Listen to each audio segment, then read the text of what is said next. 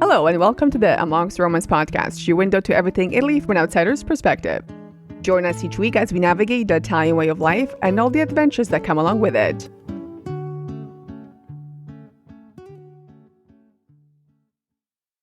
So, since we're coming to the end of November, I thought we could talk about traveling to Italy in the off-season. Did you know that November, December, and January are the least traveled months to Italy? Yeah, I'm not surprised. I guess, a lot of people end up spending summer vacations in Italy or, other parts of Europe, right? So I would figure it'd be a lower season. Like you said, it's a mostly summer destination. People don't really see it as a winter destination. And I think that's a mistake. So we can talk about November and December because we're just sort of coming in the end of November, starting December next week. And I think it's important to say what's available to see. If you're coming in the summertime, people are looking for that summer experience. They're looking for the sunny weather, nice beaches, and so on. Winter, especially November, can be a bit tricky. Where we are, November has been very good so far. We only had a few rainy days. Up north, I think they have a bit more of a rainy season. But still, I think November is a great time to visit. Yeah, I'll have to agree because usually during that time, you'll be in the heart of the festival season. Various regions will have festivals that celebrate local ingredients and local specialties like chestnuts, hazelnuts, porcini mushrooms, even in our area here. So that's an interesting time to visit. And I think a lot of people don't really think of Italy, at least not the south of Italy where we are, as a Christmas market destination, right? Because when you think of Christmas markets, you probably think of Germany, Vienna, places that have the snow. They have that more Northern European vibe. I don't really think that Italy comes to mind when it comes to, Christmas holiday kind of travel, which, again, depends what you're looking for. Yeah, I think people will be surprised to see certain areas, especially the mountainous regions, where there's a lot of skiing that goes on. You do get a lot of snowfall in certain areas, and a lot of people from, up north will visit and, do some skiing, snowboarding, and enjoy the snow. Where we don't have snow here till maybe January. We have like a day of snow, but the further up north you go and the bigger the mountains like the Alps, they already had snow this year. So I agree with you. There is a lot of opportunities for that. We went to Abruzzo last weekend and we saw some of the mountains that we were driving by. They already had snow on like the top of the mountain, not necessarily on the ground. So you do have that contrast between early snowfall and still have a bit of a crispness and sunny days. Especially for the south you go. I think the further north, you have more rain. And also it's important to remember that the days get shorter, right? So the sun goes down like maybe 4:30, 5 o'clock. So your daylight is a lot shorter than it would be during summer. Yeah, and you also notice that, temperature changes between certain areas. The higher up it gets a little bit cooler. And, we've encountered drops of, 5 to 6, even more degrees at a time, just driving from one place to the next. It's an interesting time to be in Italy. When we talk about the weather, it's important to say that, November in Italy could be a bit of like a mixed bag of stuff, just kind of like the way it is back home in Canada. I think the difference here is that at least where we are in November, we've had a lot more sunny days. You do have that drop in temperature in the evening, overnight. It goes around 10 degrees, just a bit under 10 degrees. But the days, you still get like mid-teens, sometimes early, low 20s. And the days have been sunny. So if it's sunny and no wind, it's actually a lot warmer than you would think it would be in November. Now, the closer we get to end of November, beginning of December, it does gonna rain a bit more. So expect more rainy days. And again, the further down south you go, it's going to get warmer and more mild. It's not going to be the same as, I would say, summer weather, but again, the weather's going to be a lot more mild, let's say in Sicily or further south than it would be up north, like in the mountains. Yeah, it's not unheard of also to, have people still, hitting the beach, even in October, right? So I don't think as much this year, but we noticed that last year people were actually hitting the beach in, October, end of September even. So now let's talk about what can people do. I think the cities are great for exploring. Big cities like, Rome, Florence, Milan. Those are great cities to visit now where you have a lot less tourists. Places like Rome will always have tourists. So you're not going to come to Rome and find it empty, because I think that's just impossible. But the lines will be shorter to attractions. It's not going to be as hot. So you're not sitting outside and melting because it's so hot. And it's a perfect time to explore museums, to go to places like Pompeii, for example. All the archaeological parks, they stay open. And you really are taking advantage of fewer crowds and the weather. It's more comfortable walking around. You might need an umbrella, but it's still worth exploring as opposed to coming in like the heat of the summer when it's like you're going to be boiling, walking through an open field under the sun, because it gets really hot here in the summer. Yeah, you can experience Italy at your leisure during these months. A lot less foot traffic. You can actually take in the sights and not worry about large crowds blocking your view. Let's talk a bit more about the Christmas markets, because where we are in Italy, we don't really have the same type of Christmas markets. This is our third winter now. And I think the first time we were here, the first winter, we didn't really see any Christmas markets. Last year, I found that they had a bit more of that happening. And I think there's a bit more happening this year. So I'm not sure if it's because it's become more commercial. You do have a bit more of that Christmas market vibe, although I don't think it's the same as it would be up north or like in Germany or Austria. The food is slightly different. The temperatures are definitely milder. And the Christmas market offerings, I don't think they're necessarily as like what you would expect in the northern regions. Even when we had the Christmas market in Toronto, I think was a bit more Christmassy. You know what I mean? It's not the same here. But what they do have, well, at least the part of Italy that we are in, Naples, they're known for creating these, I'm not sure how to describe it. They're basically like nativity scenes. When you go to the really touristy part of Naples, they have like streets and streets with people making them. So again, they're associated with Christmas, and they have a lot of that happening in Naples. Yeah, Naples is really well known for those nativity scenes, which referred to as presepi, which is basically a nativity scene. So it's actually a pretty cool experience.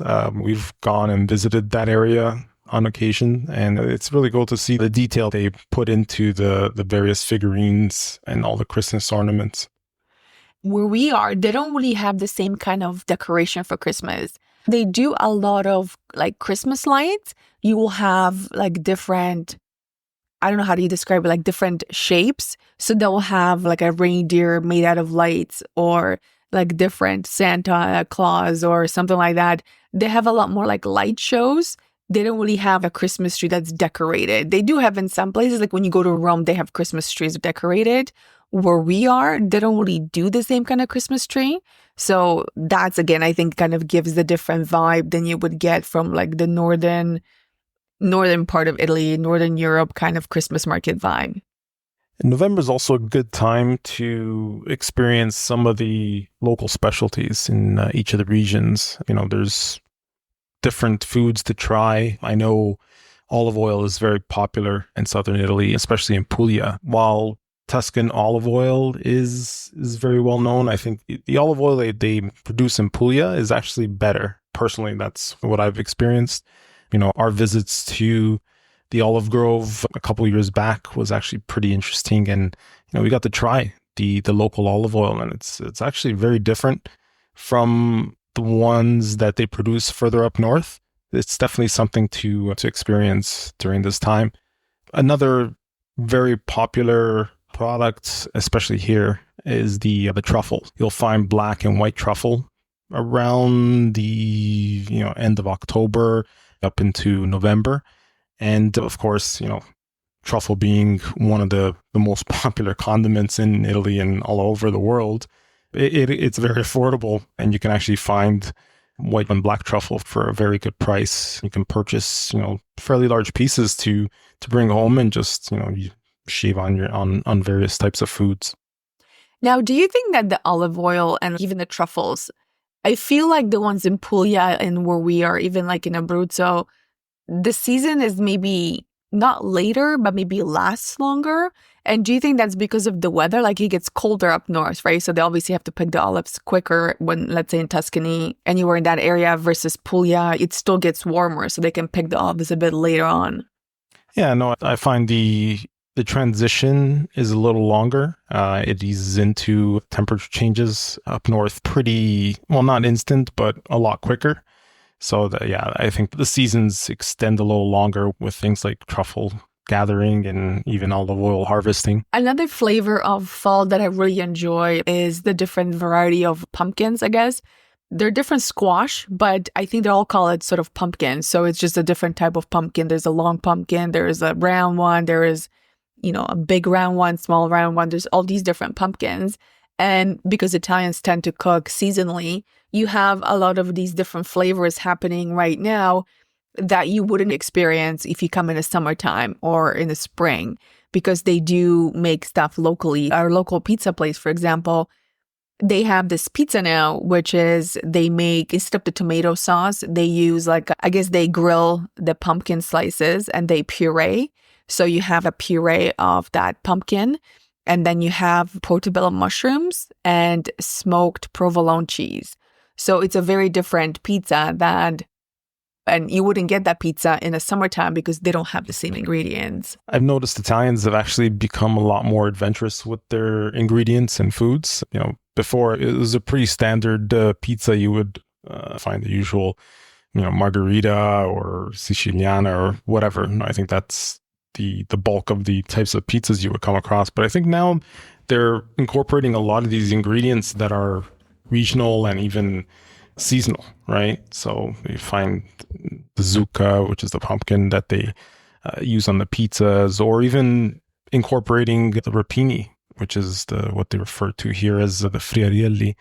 And it's actually pretty interesting to see, because now you'll see 15, 20 different types of pizzas or even main courses with these different ingredients nowadays, which is just kind of surprising. And I even think they do it differently. Remember, we tried ordering pizza. I wanted to have just like a margherita with mushrooms. I got it, but they didn't grill the mushrooms. So you have your basic standard mushroom that they just sliced and they put on top of the pizza when it was baking. So it tasted okay, but I expected the mushrooms to be maybe grilled up before, sort of like you would have back home. And they just didn't do it. With this pizza that I mentioned earlier, the portobello is grilled. I guess it's also because it's a more meaty mushroom, but it has a bit more flavor. They grill it or they do something with it that makes it a bit more flavorful. You have that full taste of it with the cream of zucca. It's really nice. It's a bit of a sweeter taste to it, but I think it's a very interesting pizza that, again, you would not experience in the summertime. I think you have to chalk it up to the seasonal mentality here. If it's not in season, they don't really put that additional effort, I guess. And, you obviously won't find it on the menus very often. So even mushrooms, for example, right? If it's not around fall, beginning of winter, you won't find these different types of mushrooms available at the grocery stores or even the markets. So if it's outside of season, then it's kind of difficult to find. And even if you ask for it, they may not have a fresh version of that product or that specific specialty of the area. So that's something to keep in mind. Another thing that you can experience, I think, if you come to Italy at this time of the year is wine tours, right? You can still explore wineries. And again, you're going to have a lot less people. The weather will be a bit more wet if you're further up north, but you still get to enjoy the winery and you can go for a tour and really have a a different experience than you would in the summertime. So they probably would have picked the grapes by now. In our area, you see all the vineyards and they look pretty cool. Some of the leaves have changed. Some of them kind of just fall down. But the vineyards look pretty cool with the backdrop of summer going away and the winter coming in. Especially when it comes to wine, always make it available during these festivals. So it's actually a really good time to try local wines during the harvest season. You end up trying it with local foods and different specialties like chestnut puree with sausage or whatever, right? So it's actually pretty interesting pairings that they have. And another thing you can combine your wine tour with is just food tours, right? So we've talked about food tours before. And again, if you are traveling in this November, December season, the food you experience might be slightly different than what you would have if you're here in the summertime or in the spring.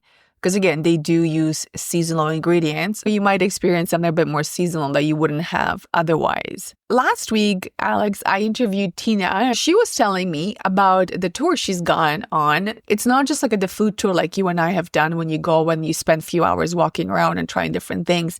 This was like a multi-day tour. So basically, everything is arranged for you, including transportation, reservations, and the focus is food. You get taken from like one place to eat to another place to eat, and then they have wine pairings, and you get to experience the wine and the food, and you don't have to worry about driving yourself from place to place, which I thought was something you'd probably enjoy. Yeah, that's definitely something I'd be interested in, and I think we should actually look into it ourselves, to actually go and attend. Yeah, I'm going to have to ask her a bit more information about these tours. It's something that I think it's a great experience for this time of the year. So between the food tours, the wine tours, the combination of the two, the different fairs, I think there's still a lot to see outside. If you are looking at exploring cities, Rome is a perfect time. You probably have the least people in November that you would have at any other time of the year. In Rome, they're setting up for Christmas. They do have Christmas decorations. They have the Christmas tree. They have multiple Christmas trees. You can experience that Christmas magic. So in our area, I think we're going to go down to Amalfi Coast next weekend. They should be setting up some lights. So if you're coming here end of November, early December, you can partake in those festivities and experience the lights and the Christmas cheer. Obviously, if you're further south like we are, you won't have the snow, so it might feel a bit different. But if you go up north to places like Milan, they have more chances of getting snow. You can experience a more traditional Christmas market there.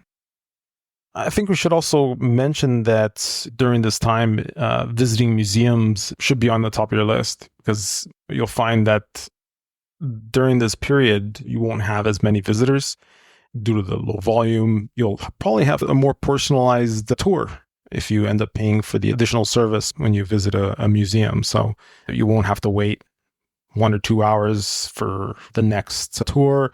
Usually they'll be readily available immediately, and you can enjoy the tour of the museum. And that's a good point. I forgot to mention that the museums and archaeological sites open all year.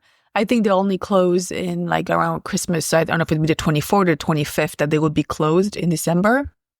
But also keep in mind that you might experience shortened opening hours. The museums and sites might not be open as long as they would be during the day.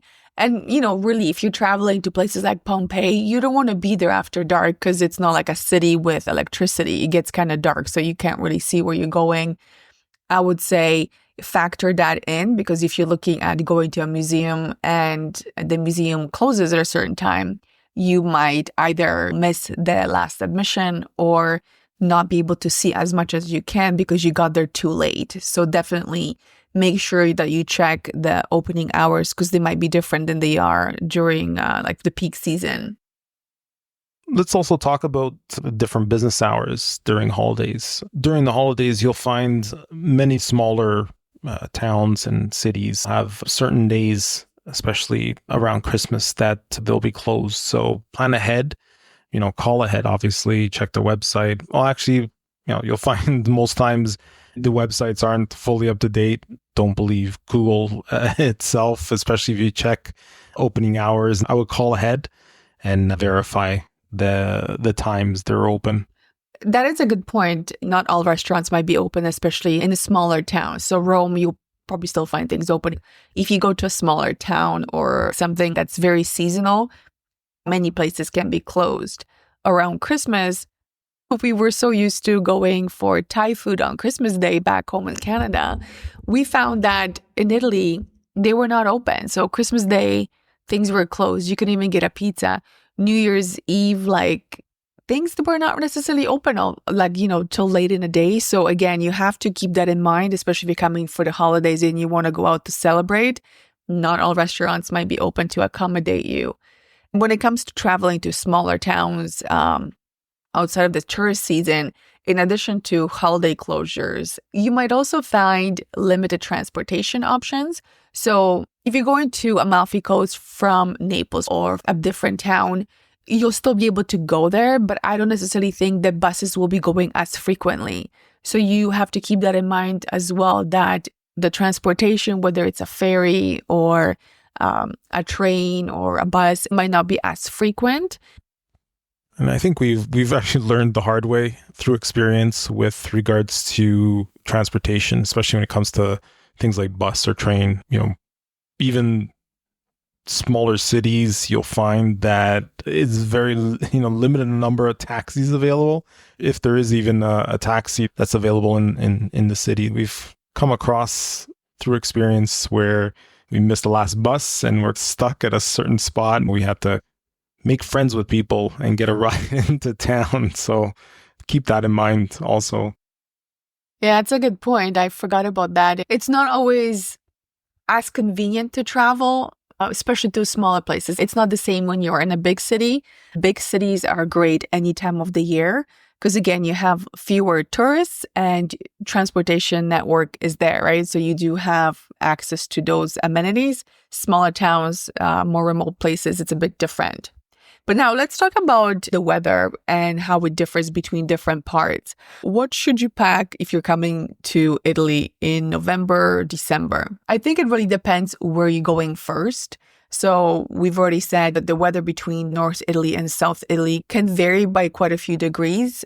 Even where we are, between where we live and Naples, it's about an hour and the temperature can be about 5-degree difference, right? So in Naples, it'll be a lot warmer than it is where we are or, somewhere else. Try to figure out where you're going in Italy in November, December. But for sure, I would bring something that's waterproof or water resistant, definitely a warmer coat and your shoes. If you have shoes that are water resistant, it's even better for walking around. There's definitely some planning needed if you do plan on coming during this time period. Northern Italy, you'll see low single or even double-digit temperatures. When you make your way to central Italy, it's a little bit better. You'll find, double-digit, mid-double-digit temperatures. And then, of course, southern Italy is going to be the warmest in most areas. So if you're, the city itself or cities, larger cities, coastal towns, you'll find that the temperature can be in the low 20s, sometimes high double digits. Keep that in mind. It really depends on your itinerary. Make sure you bring the proper attire for the area you plan on visiting. I'm going to give you guys a tip. So if you're in a big city, this happened when I was in Rome the last time. If you're in a big city and it's raining, they often have umbrella holders outside. So obviously they don't want you bring an umbrella that's dripping with water and you make a mess all over. They have these bins where you put your umbrella. Sometimes when people are leaving, I'm not sure if it's intentional or what, like you might grab someone else's umbrella, someone else might grab your umbrella and they go away. So this happened to me last time I was there. I grabbed my umbrella and then we started walking and this guy starts running after me saying, "Oh, I think you have my umbrella." And I'm like, "No, I don't." So I guess someone must have taken his by accident and he didn't have one. In this case, I would say if you don't want to do that, have like a plastic bag or something with you that you can put your umbrella in and you can take it inside. Otherwise, you have to leave it either in one of those bins or just leave it outside. You don't want to get your umbrella lost or someone take it by accident. I guess in summary, why travel during off season. Now, if you're unlike me, where you're not into high temperatures, sweltering heat, you may want to consider these off-season months. You'll find much less crowds. If you're claustrophobic and don't want to be in large crowds, it's definitely the best time to visit. There's more availability, lower costs for accommodations. You won't have as much trouble finding accommodations, especially in popular areas like the Amalfi Coast or even in Rome. Like I said, you'll have less crowds to worry about, so you can actually enjoy the sites a lot more. During this period also is a good time to try the various specialties in each area you visit. So it's harvest season. They'll be harvesting a lot of local delicacies. You'll get to try different foods that you wouldn't normally get to try during the summer. So, chestnuts, personally, I love chestnuts, and you get to try them being made in certain ways, cakes, different pastries, main courses. It's actually some really cool things that they do with these various ingredients. I highly recommend this time period. If you plan on coming, definitely dress for the weather, and keep in mind different regions can vary with different temperatures. So definitely bring the proper attire for your visit. I know you don't like the cooler weather, but I think if you come in November, December, you do really get to see a different side of Italy. Sometimes when I walk outside in the morning and you look over the mountains and you have like a mist, so there is a bit of fog in the morning, you have some sunshine, and it looks very different. You have a lot more varied landscapes. Where we are, the leaves don't really change colors. You'll get some yellow and brown, but not the red, oranges that we have back in Canada. But up north, they do get that. So you do have the foliage changes, depends on where you are. Because Italy is so mountainous, you do have a lot of, clouds, a lot of mist coming in, especially in the morning, which I personally think looks really cool. I love taking pictures of different fog in the valley or covering the mountains, which again, it looks pretty cool. If you go to places like Abruzzo even, or up to the Dolomites, you will have some snow in the mountains, on the mountaintops, which gives it a bit of different landscape. I think it's just very different than it would be in the summertime, that you get to experience that not as many people do because they choose to come to Italy in the summertime. I agree. Yeah, the sunsets and sunrises are quite different during this time period in comparison to spring and summer. You'll get some interesting skylines, that's for sure. The sunsets especially are really cool. It's a different experience for me, at least. One last thing I'm going to say is this is also the season for panettone. Now, I like panettone, but I find that I get sick of it after a while. Panettone is, how would you describe it? It's like a cake that's made with a dough. It's a specifically made product that's usually made around Christmas or Easter. They come in different flavors. The original panettone would be sort of like a fruit cake with candied fruit inside, which is not our favorite, but they come in a variety of flavors. So you can get ones that are chocolate, you can get plain ones, and they come in different varieties. You can get ones for like €6, you can get one for like €30, and they vary from very simple to very artisanal and very fancy. And I like them. I start buying them, and then by the time we reach New Year's, I think I'm just sick of them. Yeah, the panettone is actually, you consider it a highly leavened cake, so it's really fluffy. The regular ones, like the plain ones, I'm not a huge fan any longer, but the really, high end or, premium ones that you find are really interesting. One of our friends told us about when we were in Pompeii to pick one up for him while we were there.